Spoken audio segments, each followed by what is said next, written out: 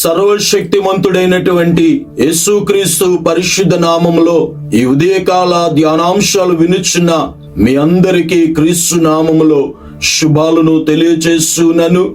ఈ ఉదయకాల ధ్యానాంశము కొరకే దేవుని వాక్యాన్ని చదువుకుందాం. రాజుల 2వ పుస్తకము 1వ అధ్యాయము 13వ వచనాన్ని చదువుకుందాం.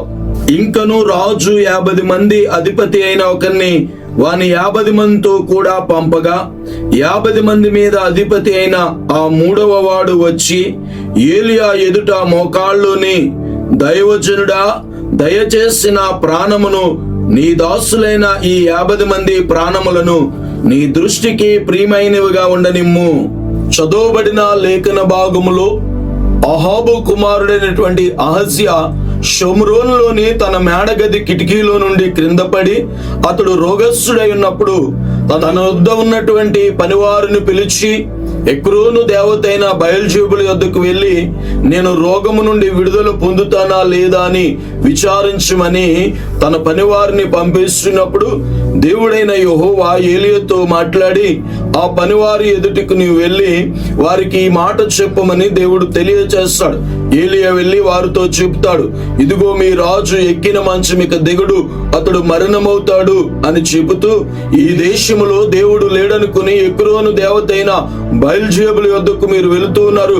ఈ దేశములో దేవుడున్నాడు, మీ రాజు ఎక్కిన మంచం ఇక దిగుడు, అతడు మరణమవుతాడని ఏలియా తెలియజేస్తున్నప్పుడు వారు వెంటనే వెనుదిరిగి వెళ్ళి రాజునకు ఈ వర్తమానం చెప్పడానికి వారు వెళుతూ ఉన్నప్పుడు రాజు వారిని అంటే ఇంత త్వరగా మీరు వచ్చేసారేంటి అని అంటే, లేదు మాకు త్రోవలో ఒక వ్యక్తి ఎదురయ్యి ఇక నీవు మరణమవుతావు అని తెలియచేశాడు అనగానే మిమ్మల్ని ఎదుర్కొన్నటువంటి ఆ మనుష్యుడు ఎటువంటి వాడని రాజు అడగగానే వీరు చెబుతారు, అతడు గొంగలి ధరించి తోలుదట్టి ధరించి ఉన్నాడని చెప్పగానే అతడు తిబ్షీయుడైనటువంటి ఏలియాని రాజు గుర్తించి రాజు వెంటనే 50 మందిని ఏర్పాటు చేసి వారికి ఒక అధిపతిని నియమించి ఆ అధిపతితో వారందరూ ఏలియా దగ్గరికి వెళ్తారు. ఏలియా కొండ మీద కూర్చుని ఉంటాడు. ఆ అధిపతి ఏలియాను సమీపించి దైవజనుడా నువ్వు దిగి రావాలని రాజు ఆజ్ఞాపించుచున్నాడు అని చెప్పినప్పుడు ఏలియా అంటాడు, నేను దైవజనుడినైతే ఆకాశం నుండి అగ్ని వచ్చి మిమ్మల్ని అందరినీ దహించును అనగానే ఆకాశం నుండి అగ్ని వచ్చి ఆ 50 మందిని ఆ అధిపతిని కూడా అగ్ని దహించి వేస్తాది. మరలా రాజు 50 మందిని ఏర్పరిచి వారికి ఒక అధిపతిని నియమించి వారిని ఏలియా యొద్దకు వెళ్ళమంటాడు. ఆ అధిపతి ఏలియా సమీపమునకు వచ్చి దైవజనుడా రాజు దిగిరమ్మని ఆజ్ఞాపించుచున్నాడు అని చెప్పగానే ఏలియా అంటాడు, నేను దైవజనుడినైతే ఆకాశం నుండి అగ్ని వచ్చి మిమ్మల్ని దహించునుగా కానగానే ఆకాశం నుండి అగ్ని వచ్చి ఆ 50 మందిని ఆ 50 మందికి ఉన్నటువంటి ఆ అధిపతిని కూడా అగ్ని దహించి వేస్తుంది. ఇక్కడ ఆలోచన చేస్తున్నట్లయితే రాజు ఆజ్ఞాపిస్తున్నాడని వారు తెలియజేస్తున్నాడు. రాజుకు అధికారం ఉంది, రాజు అధికారముతో ఏదైనా చేయగలడు. కానీ దైవజనుడికి అంతకంటే గొప్ప అధికారాన్ని దేవుడిచ్చాడు. రాజు కేవలము ఒక ప్రాంతానికి ఒక స్థాయి వరకనే తన అధికారం ఉపయోగించబడుతుంది. కానీ దైవజనుడికి ఇచ్చిన అధికారము ద్వారా సర్వ సృష్టిని శాసించగలిగినటువంటి సర్వ సృష్టి మీద దేవుడు మనకి అధికారాన్ని ఇచ్చాడు. దైవజనులమైన మనము, దేవుని పిల్లలమైన మనము దేవుని యందు నమ్మిక విశ్వాసము కలిగితే సర్వ సృష్టి మనకి భయపడుతుంది.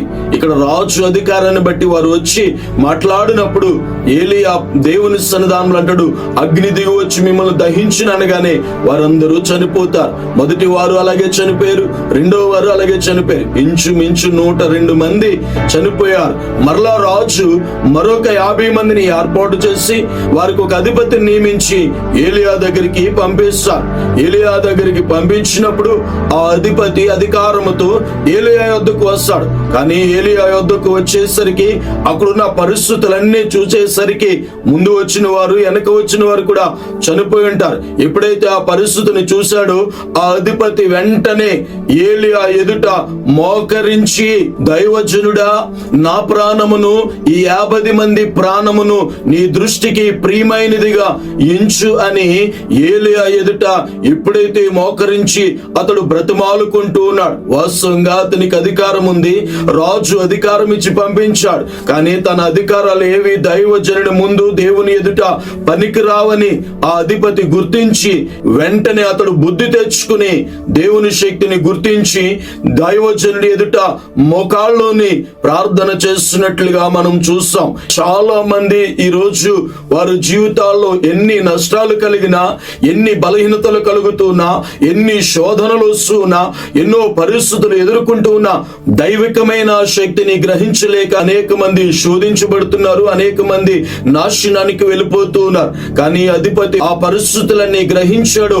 వెంటనే అతడు మోకాళ్ళు నిన్నట్లుగా మనం చూస్తాం. మోకాళ్ళ ప్రార్థన ఎంత శక్తి కలిగిందో, నీవు మోకరించి ప్రార్థిస్తే దేవుడు గొప్ప కార్యాలు దేవుడు చేస్తాడు. ఆ అధిపతి తన అధికారం ఎందుకు పనికిరాదు అని గుర్తించి ఏలియా ఎదుట మోకాళ్ళు ఉండగానే ఎప్పుడైతే అతడు వంగాడు, తన తలదించాడు, తన హృదయంలో ఆ మార్పు కలిగిందో వెంటనే అద్భుతమైన కార్యాన్ని అక్కడ చూశాడు.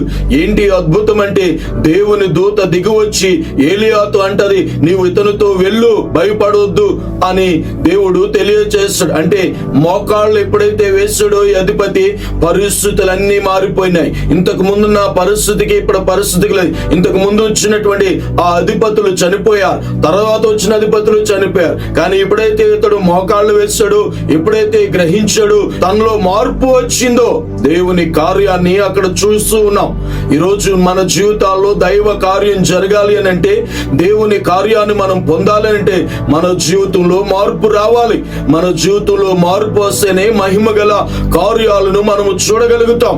ఆ దైవజనుడు ఎదుట మోకాళ్ళలోనగానే పరలోకం కదిలించబడ్డది. ఈరోజు దేవుడు నీ కుటుంబంలో కార్యము చేయాలన్నా, మీ జీవితాలలో అద్భుతాలు జరగాలన్నా, మీ పరిస్థితులు మార్చబడాలన్నా, మీ జీవితంలో మార్పు కలగాలి అని ఎదురు చూస్తే ముందుగా మీరు మారితే, ముందుగా మీ ఆలోచన విధానం, ముందుగా మన యొక్క స్థితిగతులు మారాలి అని దేవుడు తెలియజేస్తున్నాడు. ఈరోజు నీ తగ్గింపే, నీ యొక్క వినయమే, విధేయతే దేవునిని కదిలించేది. ఎప్పుడైతే అతడు ఏలియా ముందు మోకాళ్ళు వేశాడో పరలోకం కదిలించబడ్డది. ఈరోజు మరి నీ కుటుంబం పక్షంగా, నీ పక్షంగా, నీ బిడ్డల పక్షంగా, నీ భవిష్యత్తు ఎడల దేవుని యొక్క కార్యాలు జరగాలి అనంటే దేవుని ఎదుట మన ప్రవర్తనలో మార్పు రావాలి.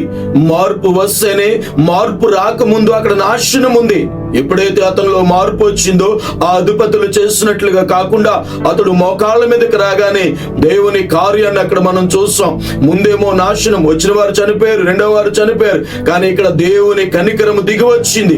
ఈరోజు నీ ఎడల, నీ కుటుంబం ఎడల, నీ బిడ్డల ఎడల, నీ సమస్త విషయాలలో దైవికమైన కనికరము దిగి రావాలి అంటే నీ ప్రవర్తన మారి, మన ప్రవర్తన మారి దేవుని ఎదుట మనము మోకరించి ప్రార్థిస్తే దేవుడు అద్భుతమైన కార్యాలు చేస్తాడు. మన దేవునికి సమస్తము సాధ్యము అని మనము విశ్వసించలేకపోతూ ఉన్నాం.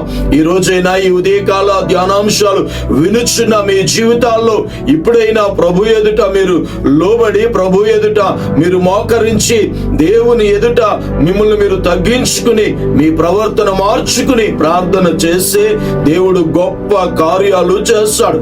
ఏలియా చెప్పినట్లుగానే ఆ రాజు మరణించాడు. కానీ అధిపతి చేసిన కార్యము ద్వారా అతడు మరణము నుండి తప్పించబడి అంటాడు, మా ప్రాణములు ప్రియమైనవిగా ఎంచమంటాడు. ఎప్పుడైతే ఆ మార్పు అతనిలో వచ్చిందో, అతని మోకాళ్ళ ప్రార్థన ఎంత శక్తి కలిగిందో మనం ఇక్కడ గమనించినట్లయితే, ఈ రోజే నీ సమస్యల వైపు చూడకుండా, నీ పరిస్థితుల వైపు చూడకుండా నీవు దేవుని సన్నిధానంలో నీవు తల ఉంచి మోకరిల్లి ప్రణమిల్లి ప్రభువుకు హృదయంలో చోటిస్తే మన దేవుడు ప్రార్థనలను ఆలకించే దేవుడు. ఎవరు ప్రార్థన చేసినా ఆ ప్రార్థనకు ఆయన జవాబిచ్చే దేవుడు. అలాంటి ఉన్నతమైన ప్రార్థన జీవితాన్ని కలిగి మనందరము జీవిందాం. అట్టి కృప దేవుడు మనకి, అట్టి ప్రార్థనాత్మను, మోకాళ్ళ అనుభవమును ప్రభువు మనకి ప్రసాదించునుగాక. ఆమేన్. ప్రార్థన చేసుకుందాం, ప్రార్థనలో ఏకీభవిద్దాం.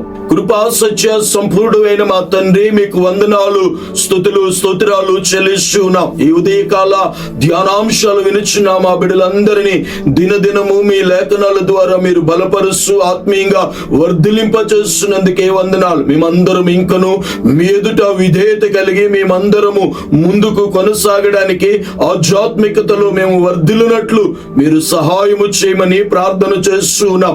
ఈ దినము మా అందరి జీవితాల్లో మోకాళ్ళ ప్రార్థన ఎంత శక్తి కలిగిందో, మోకాళ్ళ ప్రార్థన ఎంత ప్రభావం కలిగిందో, పరిస్థితులను మార్చగలిగిందో మీ లేఖనాలలో నుండి మాతో మీరు మాట్లాడినందుకే వందనాలు, స్తుతులు, స్తోత్రాలు చెల్లిస్తున్నా. అటు మోకాళ్ళ అనుభవం మా అందరికీ మీరు దయచేయండి.